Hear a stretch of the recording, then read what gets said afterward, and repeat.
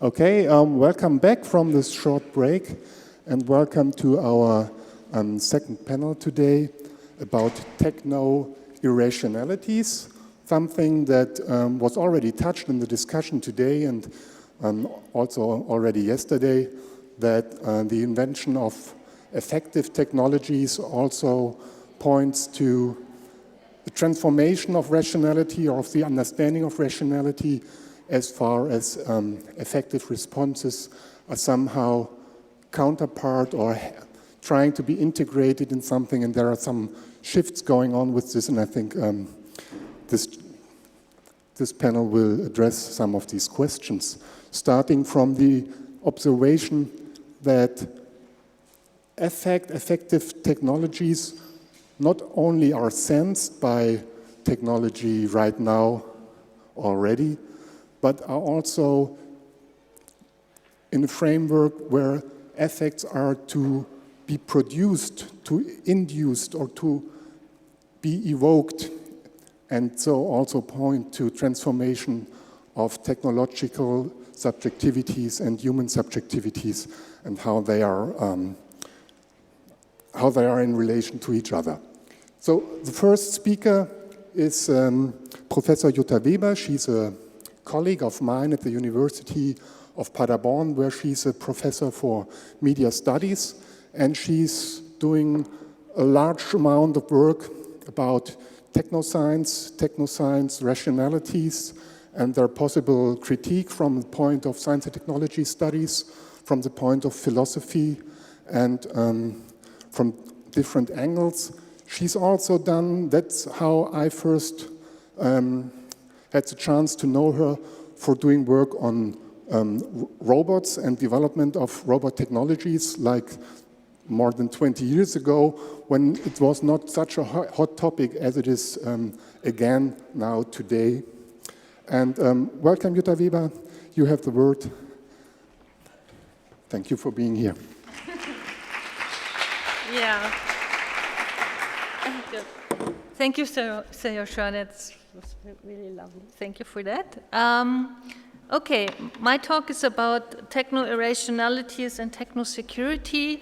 And I think just to give you a brief idea is what I want to talk about is the change in technosciences, as Don Harry calls it, so a shift from the classical rationality, maybe so-called rationality of natural sciences, towards a new kind of rationality in technosciences, and I will focus especially on surveillance, security, military technologies, which is always a little bit rough, you can say, but maybe sometimes it shows you even more clearly the problems which are embedded in the technology. And my question here is how certain modes of imagination maybe drive forward technologies of securitization, and whether technologies themselves influence imaginative practices, and if so, how does the media control logic of the database and data mining algorithms drive datification and data retention? And I can only give a very brief idea, because in 20 minutes, what can I do talking about databases and data mining algorithms?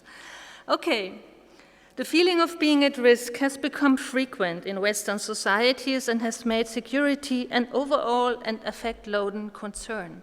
As security expectations are permanently rising, security has become governed by a precautionary logic warning of the dangerousness of the future, and by attempts to manage contingency and unpredictability. As risks are increasingly experienced as limitless, demands for preemptive technosecurity measures are spreading. In parallel, security is less regarded as a social or ecological issue, but is conceptualized as maximum high-tech security, relying widely on surveillance technologies to fight risks, ranging from terrorism and crime to theft and so-called antisocial behavior. Surveillance technologies are used to monitor, track, search, and profile almost every realm of society, economy, politics, military, to everyday life, and have become integrated in social media practices such as location sharing, profiling, or tagging. Social media has made monitoring also an everyday event. Millions of people using Facebook, Twitter, WhatsApp, health apps, and so on. Applications that can also be used to track one's communication partners, just to show you also the other side, not only the state side of monitoring. In parallel, huge amounts of data are collected, sorted, and processed, not only by state authorities, but also by private companies for predictive and future analysis. And the hope is to discover hidden patterns to preempt future political, but also economic risks. And now I come more to the security military part. With regard to recent developments in the military, Armand Matelar has coined the term technosecurity to draw attention to the globalization of surveillance, as he puts it, which he argues has increasingly been characterized by the techno-fetishism of current military strategies, such as the technology-driven revolution in military affairs. For Matelar, technosecurity means an, and I quote, exclusively technological approach to intelligence gathering at the expense of human intelligence, quote, end. The current military logic of modern network-centered high-tech warfare can be described as a logic of targeting, identifying, and pursuing. A complex digital network of computers and sensors is designed to provide a comprehensive overview of the battle arena in real time. The idea is based on the premise that military success can be engineered by information sovereignty, technological superiority, and the close interlinking of intelligence, command centers, and weapons technology. Surprisingly, this strategic military logic is also found in the realm of civilian or civil security as part of democratically legitimated security policy. I think a paradigmatic example of this is the new domain awareness system installed in Manhattan and used by the New York City Police and developed in cooperation with Microsoft. Not only does it gather images from 3,000 surveillance cameras, I think Sandra was talking about the many surveillance cameras being present in London, 1,600 radiation detectors, and more than 100 stationary and mobile license plate scanners in real time. It also feeds the system, the domain awareness system, it also feeds police radio and emergency calls into huge databases run by crime and terrorism combat units and compares suspect data. It makes it possible to track the movements of people or vehicles over long distances in real time and to reconstruct such movements over the previous weeks. A densely woven system of multiple sensors has been constructed to ensure that nothing that happens in public space, nothing, goes undocumented. Of course, one could argue that all this is a delayed response to the trauma of 9/11 and that a similar situation would be inconceivable in Europe due to data protection legislation. However, the military logic of C4, command, control, computers, communication, which is based on intelligence, surveillance, and reconnaissance, is found increasingly in the civilian domain, also in Europe. We need only recall the 2020 Olympic Games in London or the G8 summit in Hamburg. In London, and I think this is really amazing, in London, more than 13,000 British soldiers were deployed or were on standby there, along with aircraft carriers, ground-to-air missiles, and unmanned drones. In London, as well as in Hamburg, data protection laws and basic rights were at least temporarily suspended for the duration of the events. And it seems that these procedures more often are becoming the norm at large-scale events. After the terror attacks in Paris, Nizza, Brussels, Berlin, you name it, also maybe Lebanon, these developments are further accelerating. Given the way military logic has expanded to encompass the civil realm with the growing perfection of threats from various quarters, perception, with the growing perception of threats from various quarters, and with society's preoccupation with the biopolitical value of security, of life and limb, we can talk of the rise and intensification of a techno-security culture. A central question here is how new surveillance technologies impact upon our thinking, our perception, our behavior, and our techno-imaginations, and what kind of effects, and maybe also affects, new epistemologies and ontologies have on the contemporary reconfiguration of society and our self-understanding. Following cultural studies of science and technology, I interpret technology and media not as a specialized tool of control, but as discourse, praxis, and artifact. They are inscribed with scripts, with instructions for action that are linked to visions and epistemic paradigms, to values and norms, categorization and standardization.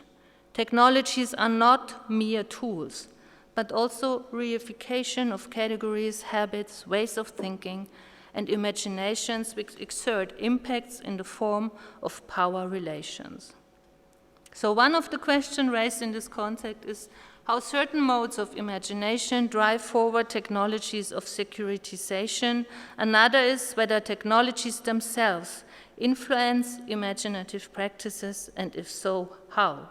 Does the media control logic of the database or of the data mining algorithm perhaps drive what has been termed datafication and data retention? So is there also some material ground in this development, you could say, which is also due to the logic implemented in recent logic of database and data mining algorithms?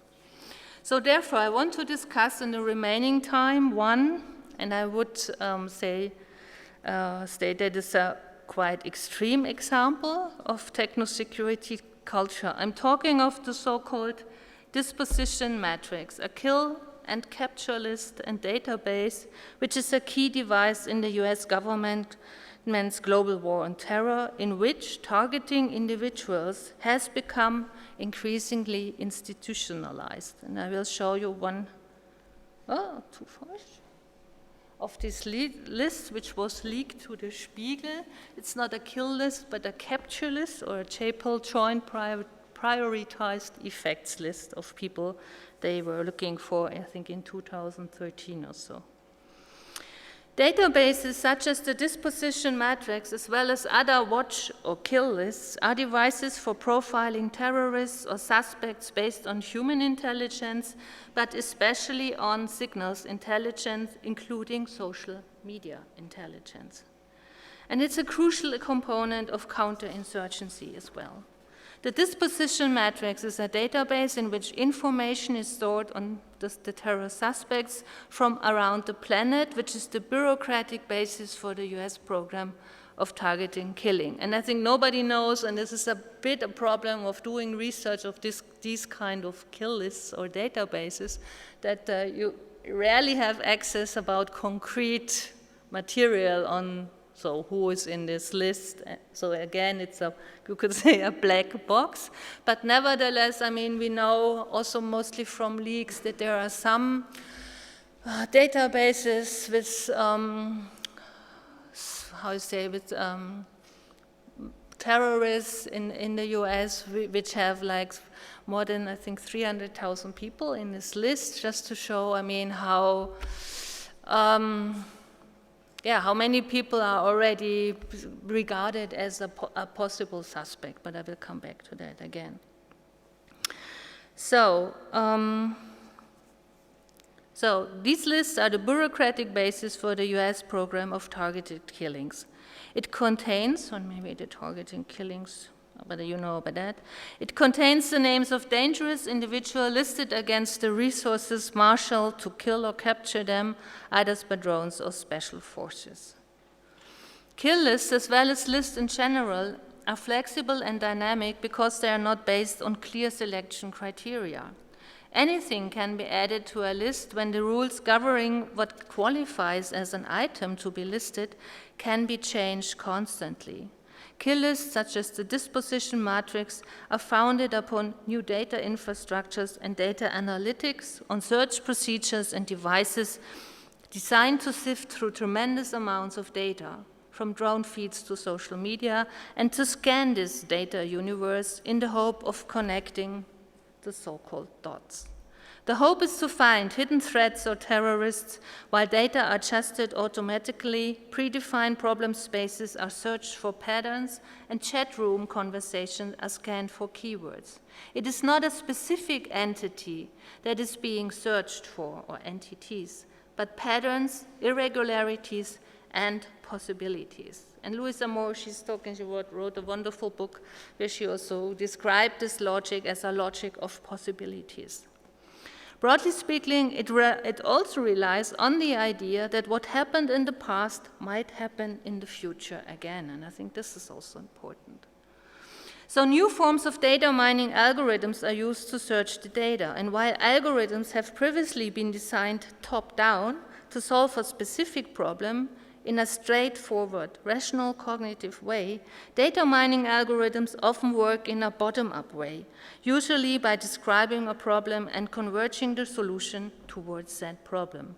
Within this logic, the most effective way to find a solution is to give a sound description of the so-called problem space, to define robust parameters, and to then use processes of trial and error, and I would say a kind of a systematic tinkering, to search this space. It is not a clearly defined problem that is the object of the search, but rather a broadly defined target or problem along with a few boundary conditions within which the goal is to be achieved. To find the terrorist, to solve a specific problem, and so on. And I think this is a very maybe vague description, but it's difficult to do more in such a short time. And that is why I brought you the advertisement of a book by Leslie Valiant. And I thought this description is very interesting. He's a computer scientist who is into machine learning, and he wrote a book, Probably Approximately Correct, which I found interesting. And I mean, if you think of that machine learning algorithms are used for kill lists, and he describes this logic, or this advertisement describes the logic he wants to pursue in this book. And it writes, how does life prosper in a complex and that's important, erratic world? While we know that nature follows patterns, that's the old natural science logic, such as the law of gravity, our everyday lives are beyond what known science can predict. We nevertheless muddle through, even in the absence of theories of how to act. But how do we do it? In Probably Approximately Correct, computer scientist Leslie Valiant presents a masterful synthesis of learning and evolution to show how both individually and collectively we not only survive but prosper in a world as complex as our own. You know, it's a wonderful description of an erratic and opaque world and how we try to come to grips with this world. And then he goes on, the advertisement goes on, the key is probably approximately correct algorithms, a concept Valiant developed to explain how effective behavior can be learned. The model shows that pragmatically coping with a problem can provide a satisfactory solution in the absence of any theory of the problem. And I really found that interesting, and I said in the beginning, I'm interested how the so-called maybe rationality of technoscience is changing. And I mean, there are examples in the past where maybe similar procedures have been used. But I found it interesting that it becomes kind of an open thing to state that maybe we don't have a theory, but we find solutions, which normally wouldn't go together with the rationality of science. So that's what I'm heading to. The database, or specified parts of the database, are defined as the search space, and data mining algorithms are used to search vast amounts of data for patterns, as I said, relations, associations, and anomalies. In this way, data can be classified by applying known categories to new data, clustered by searching for as yet unknown groups or structures in the data, and patterns can be extracted. And they can be used to predict, to test hypotheses, and to optimize search strategies. Randomly producing relations and recombinations is a key part of mining databases, including the disposition matrix, and this procedure fuels the desire for more data because this might produce more hits. And that's what I was talking about, the datafication. So maybe the logic of the database also drives data retention. The idea of systematically scanning a predefined space for a possible solution of endlessly recombining data in the hope to identify a possible threat or a possible suspect looks familiar when we think of today's preemptive technosecurity measures.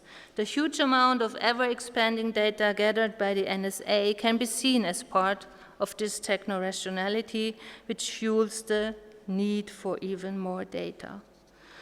But this technoscientific approach departs significantly from the core norms of traditional science. Think, for example, of the idea of the representation of the universal law of nature, of objectivity, neutrality, or the idea of a subject-object divide.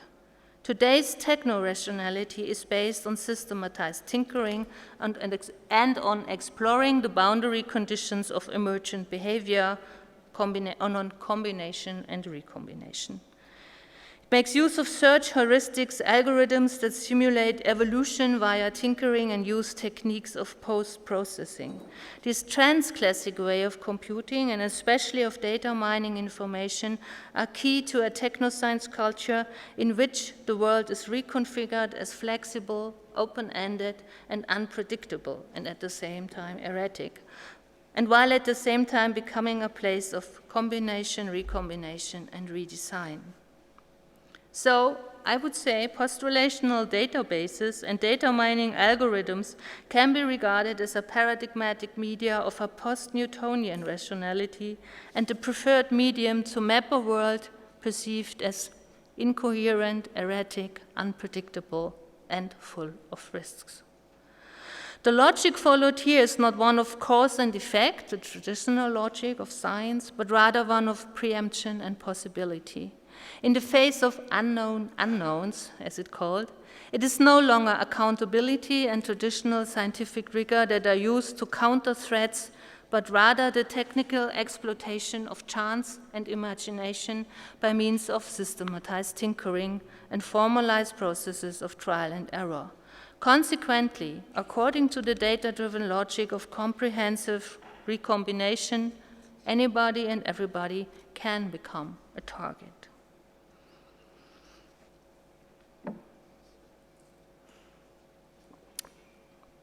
A core part of the construction of the disposition matrix consists of extremely vague categorization of what counts as terrorism and what is a central node in a terrorist network. The disposition matrix depends on maintaining secrecy about what makes somebody eligible to be included in it or to become the target of a drone strike or a raid. It relies on metadata and on data mining tools, often follows a purely quantitative logic and or ignores the social, political, and cultural context in which the data is gathered. And it's not grounded, this logic, in objective reproducible methods, and there's not even a coherent narrative about why a person is more dangerous than another person or why they need to be assassinated.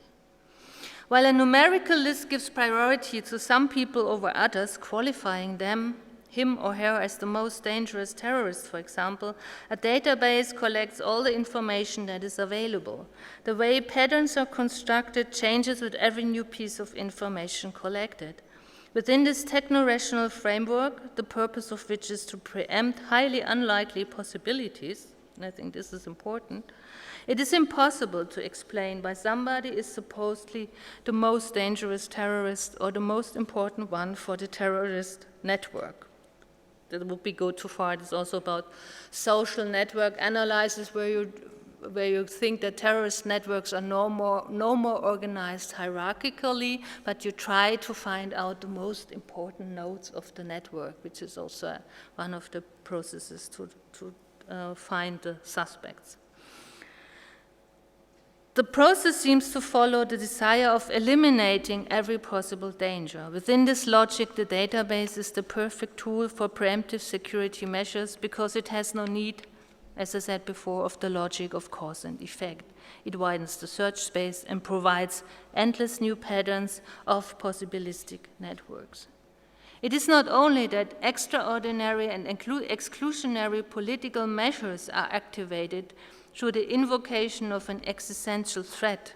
The new techno-scientific rationality, which is built on resourcing the unpredictable by means of systematized search practices, also provides a new basis for a security culture, I would say.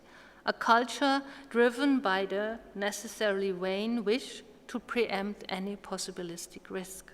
And given this new techno-rationality, and I think this is also the important point, illiberal security discourses and practices such as secret blacklisting and targeted assassinations appear increasingly rational. And while societies are occupied with their possible catastrophic futures, trying to gather knowledge about possible future events to preempt and manage possible risks, technosciences exploit the unpredictable and processes of becoming to invent new solutions to tame the unpredictable. Civil as well as military security technologies are built on these systematized practices of tinkering, of playing, and the mining of often highly unlikely possibilities in which the unpredictable becomes a central resource for the management and control of open dynamic systems made productive in practices of policing and killing. The new approach also rests on an ontology which turns the suspect or the enemy into a possibilistic system which can, most prominent in the military context, be found, fixed, finished, exploited, and analyzed. With the help of information superiority based on real-time tracking, data mining, and an omnipotent sensory control which is tested not only in warfare simulations and games, but also computational counterinsurgency and law enforcement. And don't get me wrong, I'm not talking about that this really functions, but I think these are the kind of techno-imaginaries that are lying behind this need for these kind of technologies used in the context. It perfectly demonstrates the idea and logic of post-processing and is driven by the hope of finding, tracking, and targeting virtually in real time any significant element moving on the face of the earth, as John Grendel framed it. At the same time, security, surveillance, and killing technologies configure a, and I quote Evelyn Ruppert, regime of technologically enhanced identification techniques, quote end, and built on data collections of huge population, not only to monitor certain targets in real time, but also to be able to retrace any individual's itinerary of relations, if in the meantime this has become of interest. 1 minute. Ideally, any person in a war, riot, a riot or a mega event zone who is categorized as a possibilistic risk, not only a concrete threat, to the dominant order is disposed, excluded, or even eliminated. Elsewhere, so-called risk populations are identified and registered. Social unrest is hoped to be preempted by taking suspects in custody. Technologies of identification are governed by a productive techno-rationality which generates non-representational and non-objective but highly productive knowledge on the basis of imagination, speculation. What seems to be the crucial difference in the epistemology and ontology of contemporary technosecurity in comparison to modern forms of security is its focus on the possibilistic. It seeks to premeditate any possible future event, even the highly unlikely ones, in the fear that they might turn catastrophic. This fits to an epistemic regime, a post-Newtonian rationality, which builds on the exploitation of the unpredictable, the unknown, and automatized practices of tinkering, and the mapping of our world as complete as possible by collecting and mining any available data. The effects recall the aporia in which the Cold War warriors of the 1950s became caught up.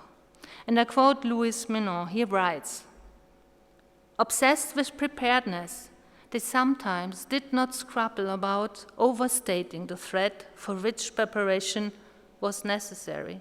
They practiced psychological warfare on their own people. Cold War strategists like Kahn were not responsible for starting the arms race, but the more they speculated on the unknown terrors of the future, the faster the race was run," quote end. Today we practice semi-automatized computational speculations on possibilistic future threats that might never come true, but they legitimize blacklisting, imprisonment, tortures, and targeted killings. Thank you.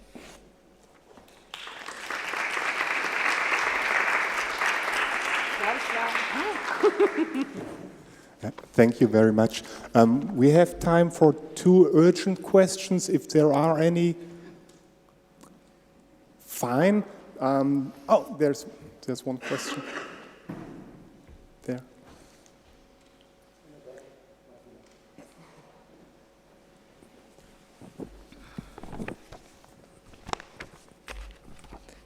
Thanks a lot, Jutta. I wanted to ask for the notion of preemption. So I thought we had prediction, and what is the difference then for preemption? I think prediction is still a paradigm which is more related to probability, and preemption is more related to possibilities. And I mean, also in worst-case scenarios, and that's why I mentioned at the very end Cold War scenario, Cold War thinkers, which I think started to think in this way of preemption, that you think of any possible threat that might happen. And it's no more important whether it's very probabilistic, that it will happen, but it's really, and I think this I found really interesting, was really the desire to map any possible threat, even if it's totally unrealistic, but I mean, it has effects. That was, thank you. There's one more urgent question, and then for sure we have later time for discussion after both. I like the distinction, obviously, between prediction and preemption, and I think of, and have written about premediation as a version of preemption, even more, I think, promiscuous than you describe preemption, because, well, both promiscuous and pernicious, because what's important about premediation, I think, in its multiplying potential futures, is both a concern with being prepared for a possible future and a justification for the intensification of security, especially when we're talking about risk and terror, for securitization in the present. So that what I think is really crucial about this, and where I think premediation becomes an important means of controlling affect through various media forms, is that it affects how we behave in the present, and it affects mood in the present, irrespective of whether any of the premediations ever come true. And that's very different from, as you said, prediction, but also I think a little bit different from preemption as well. Yeah, thank you. I totally agree. I think I think my perspective is a little bit different, because when you think of premediation, as you said, it's more about media forms, and I really loved your book. And I mean, as you were saying, how the Iraq War was prepared in a way by again and again mentioning the possibility of a war. But what is also of interest to me is kind of the material logic of the technology. And that's, I mean, I couldn't go into details, but I ask myself whether this focus on correlation of patterns, of combination, recombination, also kind of produces possibilities, and that the technologic itself is working with that. It's the different aspect than thinking of media forms as you did in your premediation book. And I think this is, I still have to think about it, but I think this is what I was heading for in my talk. And just briefly, I would say that preemption for me is perhaps a subset of premediation, as is prediction, because at least premediation for me also entails the media technologies which generate these patterns and futures and so forth. So anyway, that's my read. Yeah. Okay, I have to disappoint you now because one of our announced speakers is not here, Oliver Leistert. He had to excuse himself because he's ill. So next is then Bernd Bösel. He's an assistant professor here at the University of Potsdam at the field of media studies. And he's also co-editor of this wonderful volume called Timing Affect that he edited together with Marie-Louise Angerer and Michaela Ott, which is a great collection of articles pointing to all kinds of affect that are also relevant here. He's interested in his research in emotions, affects for sure, but also moods and specifically enthusiasm. And yeah, I'm not quite sure if he will touch this enthusiastic side of affect in his talk now, but I'm curious to see what he's presenting. Bernd, I don't know either, but thank you, Serjoscha, for this kind introduction, and thank you specifically for mentioning my interest in enthusiasm, which I won't go into that now. But I'm talking about affective media regulation. The phrase affective media regulation combines two concepts that I would like to discuss. The first, affect regulation or emotion regulation, has been used in psychology and sociology for decades. It can refer to an individual's capacity to self-regulate affects or emotions, following the assumption that some affective episodes necessitate a decrease in their psychophysical effects, while some social situations demand an increase of emotional expressivity and intensity. The sociologist Norbert Elias established a hypothesis that the civilizing process consists in a progressional strengthening of the individual capacity of affect regulation. According to him, social norms get increasingly internalized in modernity. Constraints from the outside are replaced by internal constraints in an ongoing process of subjectification. Now, of course, this theory has been debated for some time, which I cannot go into here. Developmental psychologists try to understand how affect regulation mechanisms are obtained during the process of growing up. Neurophysiologists focus on how the brain gets restructured by the acquirement of such mechanisms, which to a large extent are learned by ongoing interactions with caregivers. Affective self-regulation thus always requires social structures. The second term that the phrase affective media regulation builds upon, affective media, has not yet been established to a comparable degree. How can we define the term affective media? Are not all media in some way or other affective? Friedrich Kittler's classical definition of the three basic functions of media, broadcasting, storing, processing, might help us here to come on a working definition. Of course, media have always been used to store and broadcast affects. But there is a fundamental difference between storage and broadcasting and the idea that media can in some way process human affects in real time. In this more specific sense, affective media are capable of detecting signals from humans, interpret them as affects, and use this interpretation for interaction with humans. I won't go into the question whether it is just about registering intensity as affect or categorizing this intensity by applying emotional concepts such as joy, anger, or surprise, and so on. Affective media thus are affect-responsive media. I now come to my general thesis. With the emergence of affective media, affect or emotion regulation is undergoing a decisive transformation because it no longer depends on habitual techniques of using one's body or mind, but is increasingly facilitated by automated systems that control our affective expressions and nudge us to certain behaviors and thereby the conduct of life. We are at the beginning of what can be called affective media regulation, understood as media-assisted affect regulation of individuals as well as populations. But the phrase affective media regulation, of course, can be understood in another sense, as the regulation of affective media themselves, for instance through legal frameworks or through rules and cautions users develop and follow in their interactions with such media.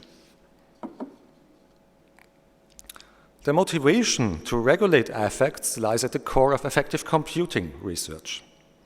There seems to be a common pattern in the narratives of key players in the emerging field. They all relate a deep frustration with existing technologies. It can either be a frustration that computers as yet are not effective enough, or frustration directly caused by computers. In an article titled "The Promise of Effective Computing," Rosalind Pickard writes, measuring, what did I do now?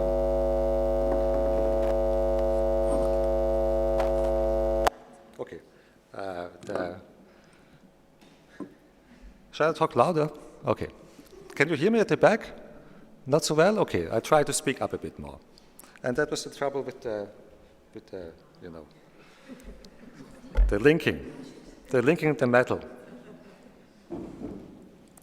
Rosalind Pickard writes, measuring the frustration caused by technology when it happens could enable engineers to pinpoint what caused the frustration and work to prevent or reduce it. Rana El-Kalioubi, Pickard's co-founder of Affectiva, which is probably the most successful company in the field, complains that as more and more of our lives become digital, we are fighting a losing battle trying to curb our usage of devices in order to reclaim our emotions. Her point is that digital devices are not just indifferent to, but even alienate us from our emotions. And Rafael Calvo, co-editor of the Oxford Handbook of Effective Computing, goes even further when he conveys his disappointment with digital technology in general.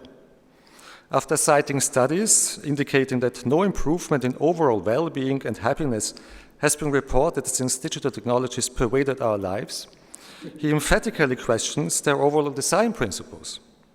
If a technology produces stress and anger, promotes aggression, disconnects you from others, or is addictive, he asks, then how can it be great design? So there are several layers of frustration in regard to existing digital architectures at work here. First, frustration with emotional indifference. Second, frustration with emotional alienation. Third, frustration with the production of negative, if not outright pathological emotions. These are all layers deriving from digital technologies themselves, as opposed to frustration with shortcomings of emotion regulation mechanisms outside the digital realm.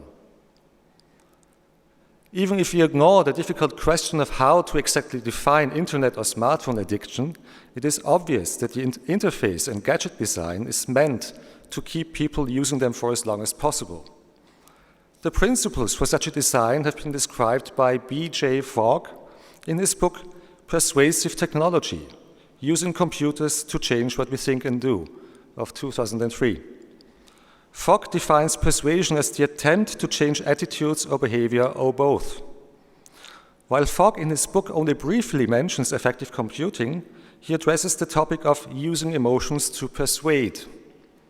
After discussing some ethical issues, he concludes, "My own view is that the use of emotions in persuasive technology is unethical or ethically questionable only when its intent is to exploit users or when it preys on people's naturally strong reactions to negative emotions or threatening information expressed by others."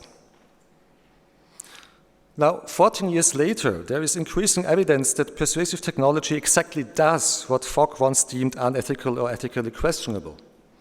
It exploits users' attention and behavior patterns, it deliberately creates habits, and it does so by preying on negative emotions.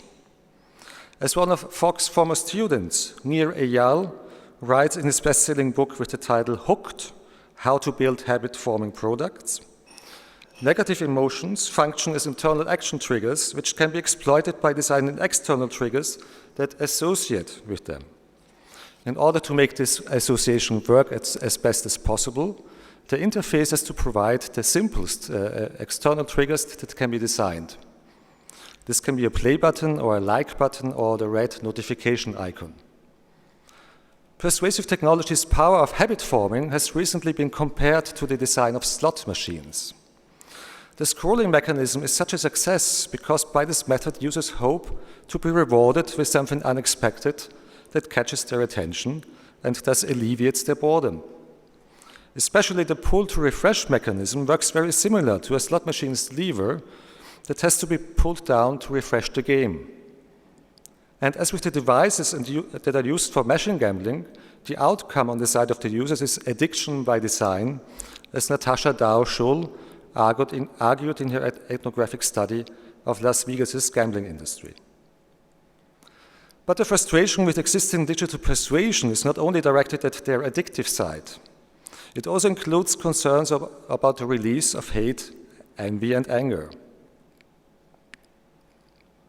Creating outrage not only engages users emotionally, but also triggers the wish to share it, if only for the purpose to not feel left alone with it. As many critics have now pointed out, the Facebook newsfeed algorithm is designed to release as many emotions as possible. The algorithm does not care for the balance of these emotions. A negative emotion is just as good as a positive emotion, if not better, due to its larger potential to propagate itself, to lead to a mimetic or contagious process.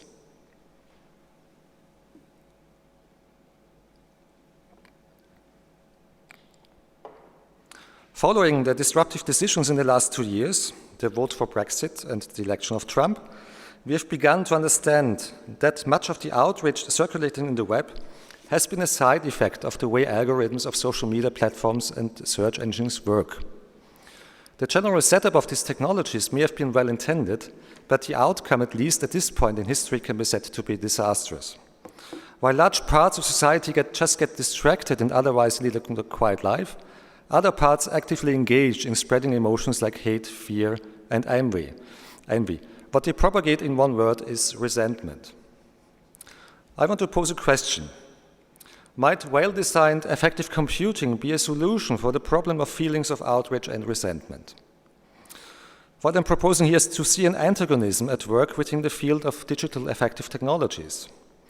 We have seen how social media release strong emotions just for the goal of keeping users connected to the services and to draw further users in, and that they as yet don't really care about the balance of these emotions.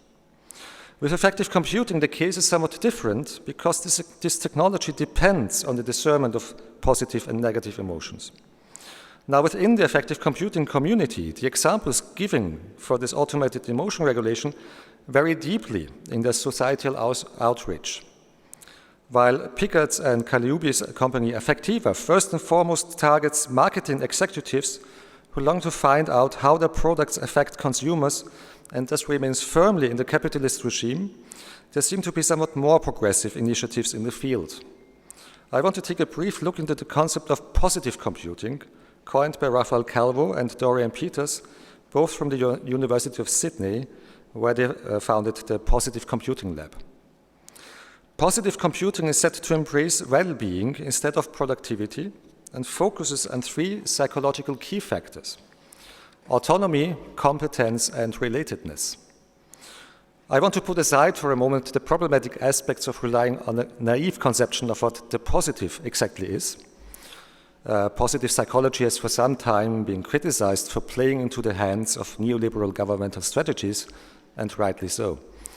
Instead, I want to propose to see positive computing as a first step on the road to a progressive way to compute affects and to externalize emotion regulation altogether. Could something like an augmented or digitally assisted emotion regulation counter humans' apparent inability to deal with their emotions in a socio-politically progressive way? But how could we even conceive of an advancement in the realm of emotion regulation? The most ambitious application of affective computing technology is the creation of what is variably called virtual agents or empathic agents or relational agents. Such an agent is designed to emotionally interact with users, which has probably made the biggest progress in healthcare applications, where the aim is to build and maintain long-term social emotional relationships. These agents come in two basic varieties: as conversational agent interfaces, meaning that they are pure software, and as embodied agents integrated into various physical forms like artificial pets and robots, as we have seen in the examples given by Pierre. There are examples of relational agents designed for the hospital environment where they accompany patients during the stay. But of course, these agents are still very simplistic. So to get an idea where the development might be going, we probably should look for examples within science fiction narratives. There, we increasingly are presented with visions of highly sophisticated empathic agents who interact with humans so perfectly that their whole emotional and social life gets restructured.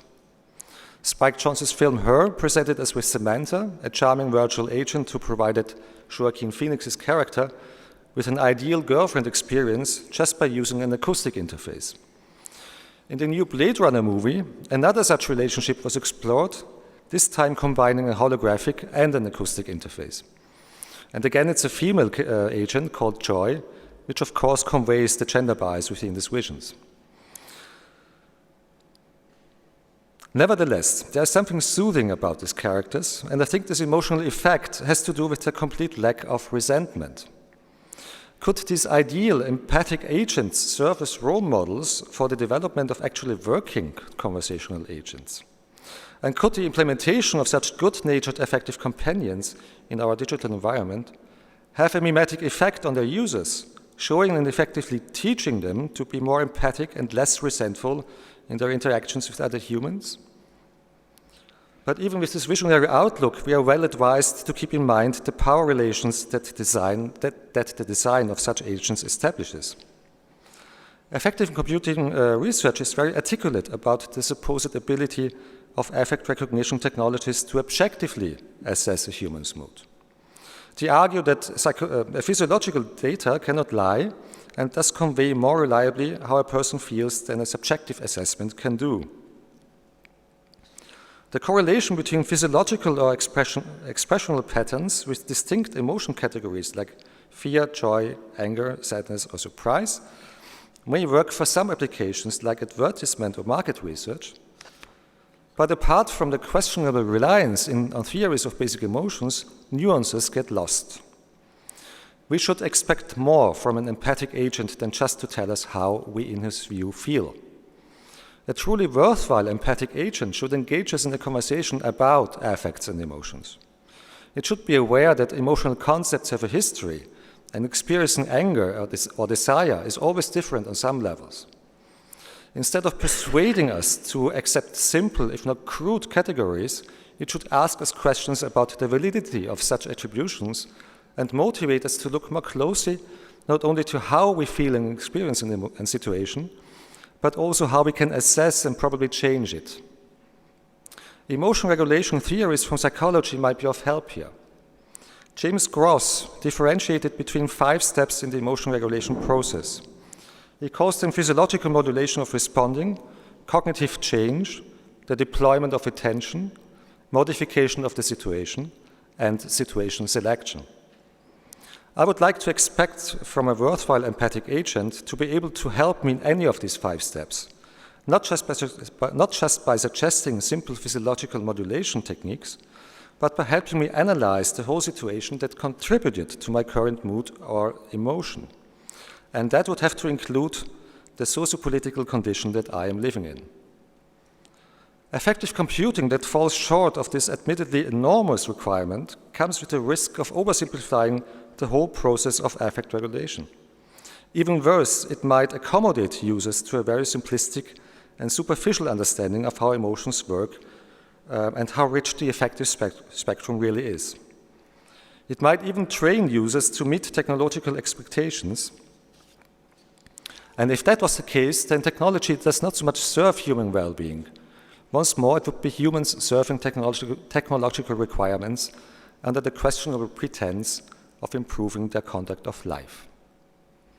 Thank you very much.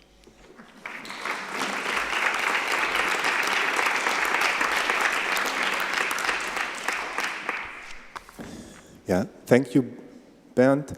Now it's open for questions and discussions.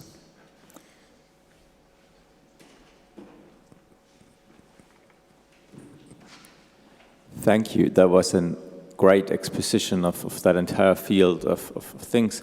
I wanted to focus on the issue of habit-forming technologies, or technologies that make you sort of dependent in one way or the other, because, not necessarily in your analysis, but in the studies you quoted, there is sort of a presumption of an autonomous individual whose autonomy then gets lost by being exposed to these technologies, those habit-forming technologies. But of course, the entire theoretical strand of affective thinking and relational thinking has very much attacked that idea of autonomy in the first place. So in a sense, those studies are sort of decrying the loss of something that in our community has never existed in the first place. And I wanted to sort of hear what you think about that sort of diagnosis of habit forming, dependence forming technologies from that point of view. Okay, I tried it as good as I can in a short time. I think the term habit and habitual techniques might be of help here. Because obviously when I talked about habitual techniques of regulating one's emotions, one already is situated in a social structure and learns this by mimetic processes. So I agree that emotion regulation, I'm sorry, does this work? Because I'm still seeing signs that I can't be heard. So I completely agree that, of course, we learn emotion regulation by social structures and in this sense are not ever really autonomous. But we do learn them, and then we are getting subjectified, and we work as subjects in a way. So there is some kind of autonomy at work here still, I would say. So I think one should differentiate between the social structures that underlie subjectification and the formation of subjects that, of course, have to be able to regulate their affects and emotions in some way. Even if this concerns assemblages of other people, of objects and whatever. But I think we cannot really get rid of the concept of autonomy altogether. And I think with these techniques, this rest concept, this, let's say, whatever remains of the concept of autonomy gets addressed in a very new way. And also, it might be, I mean, even, of course, these technologies don't yet work in a way. But on the other side, what I cited briefly with persuasive technology, these are technologies that they are so well designed that we just press the buttons. So in a way, we do comply with what they want us to do. So I think, of course, we should have to differentiate even more. But to answer your question, I would say we can't really get rid of some kind of concept of autonomy, even in individuals. Yeah.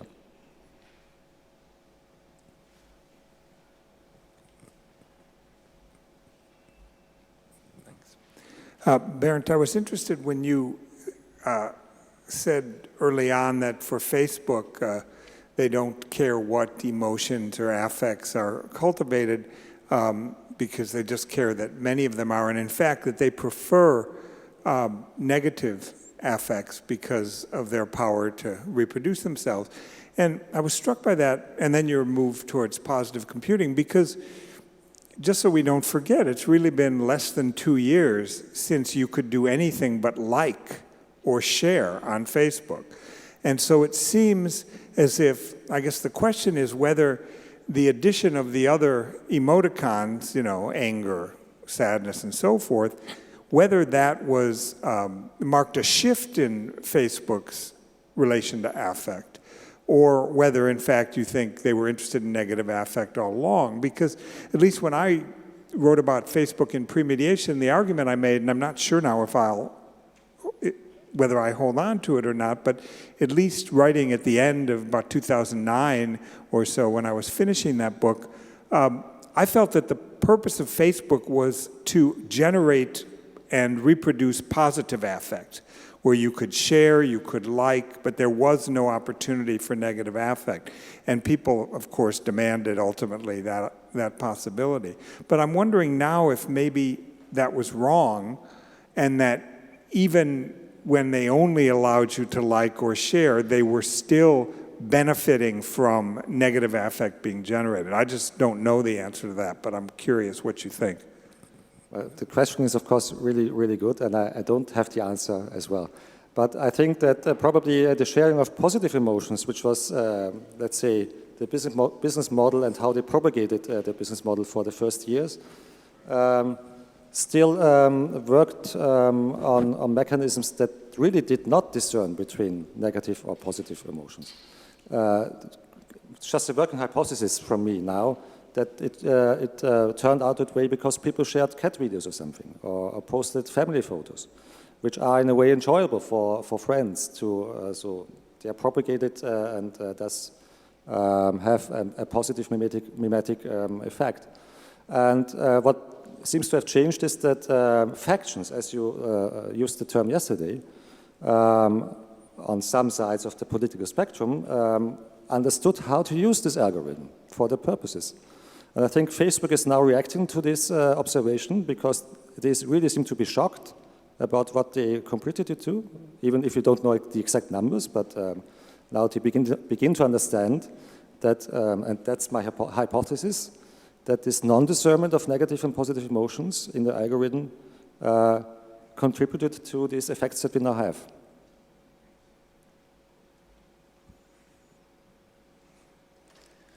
Thank you for your presentation, Bernd. I really liked the turn that you did on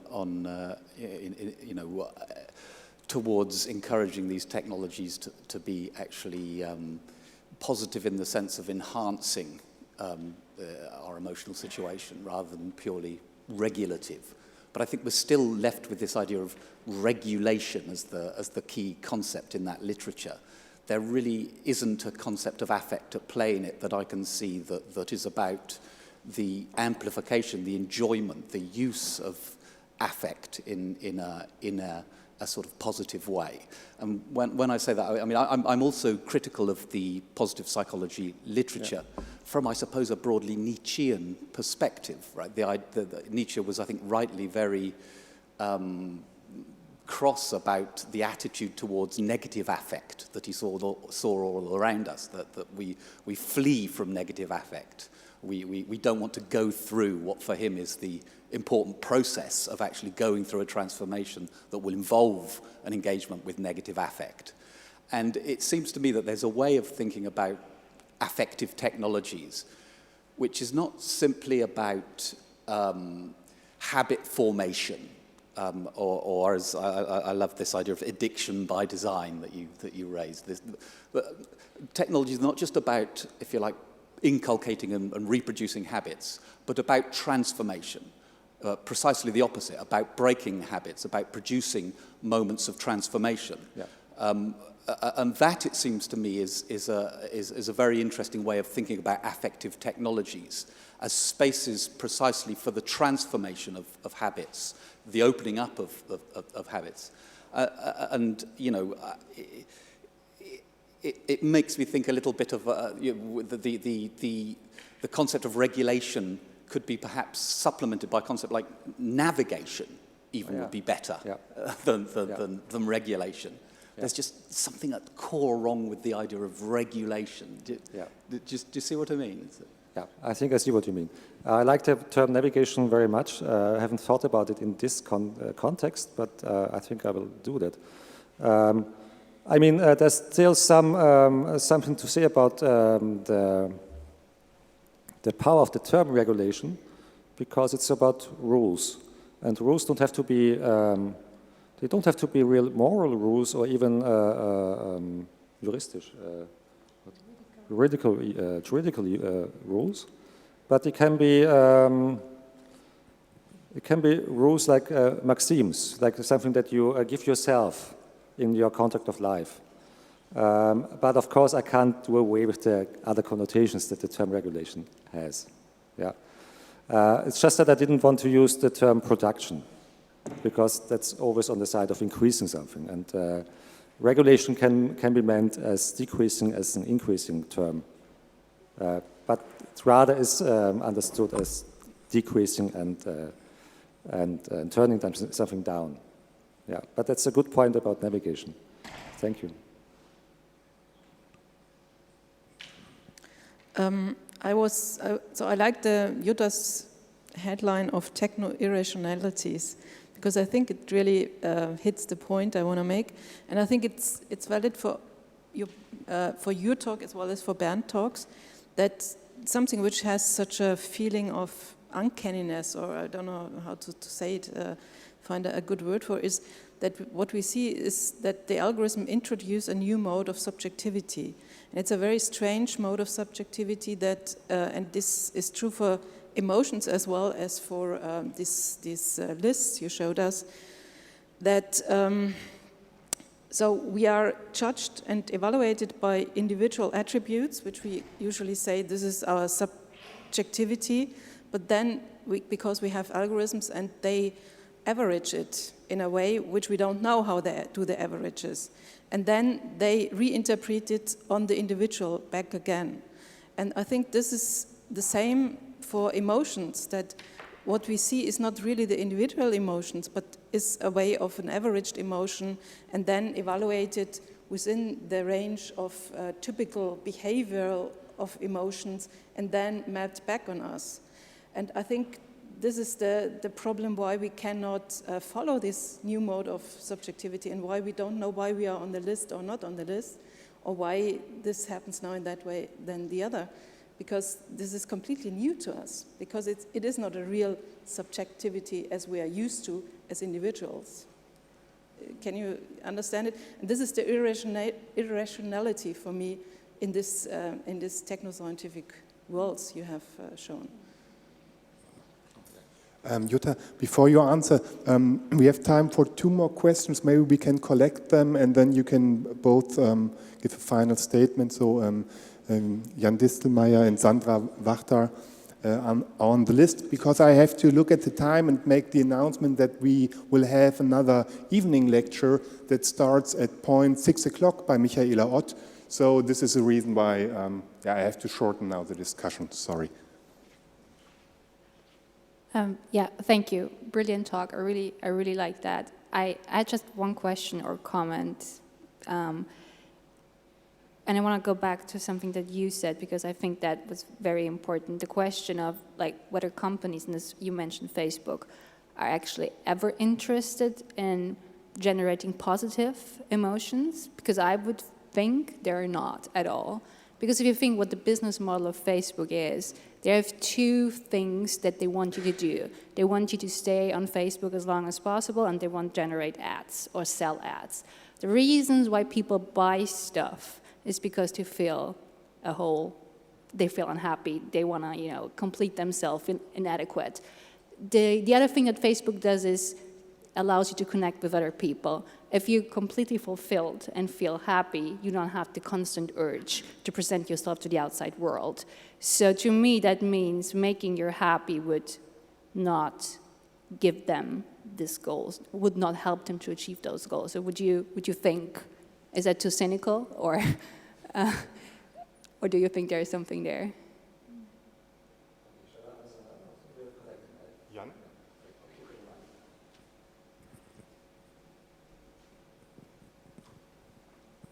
Yeah, thank you. Since that was such an interesting question, I tried to keep it very short so that you can answer maybe immediately.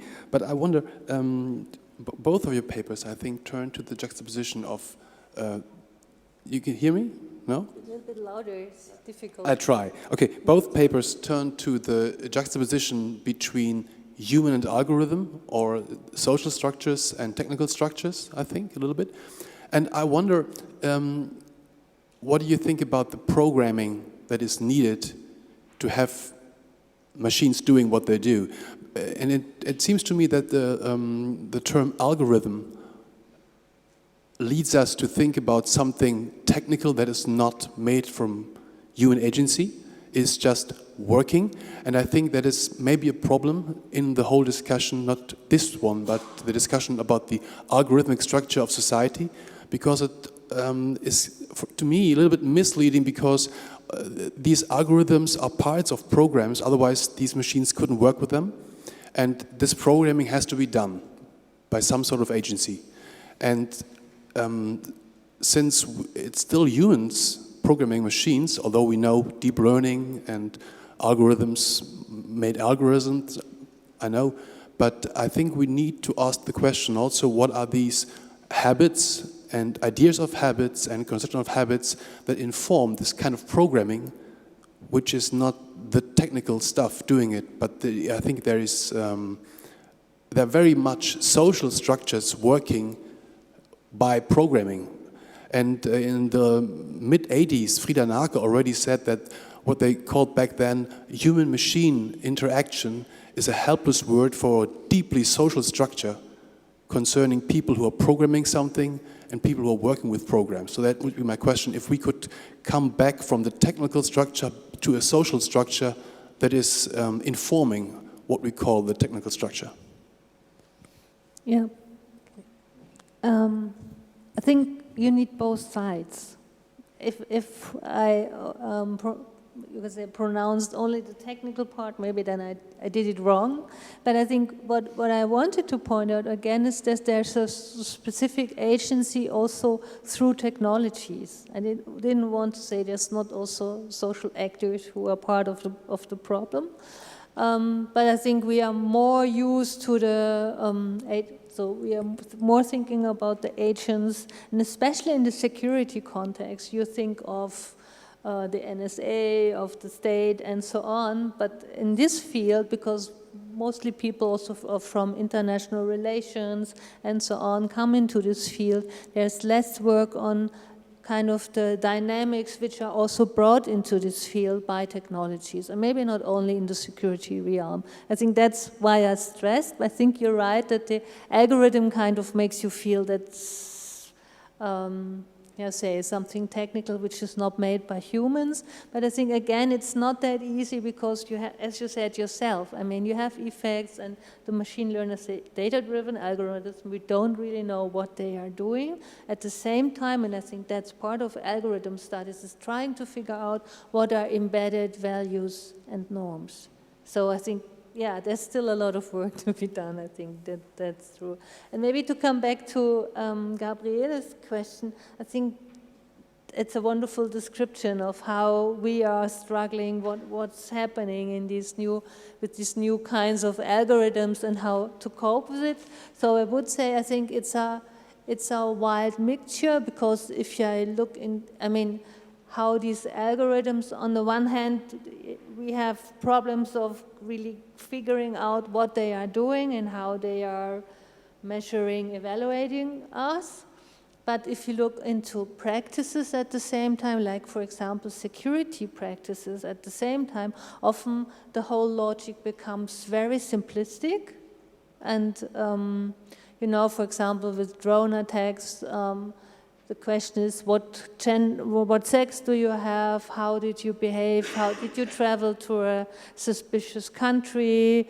And some of these categories which also come into play. And then maybe this makes it even more difficult that you have kind of a mixture of these logics. And I think it would be worthwhile to pursue what's happening in specific practices as well. And a very short last remark about the positive and the negative effects, because I'm really struggling with the distinction between the positive and the negative. And to give you one example, you were both mentioning the Facebook,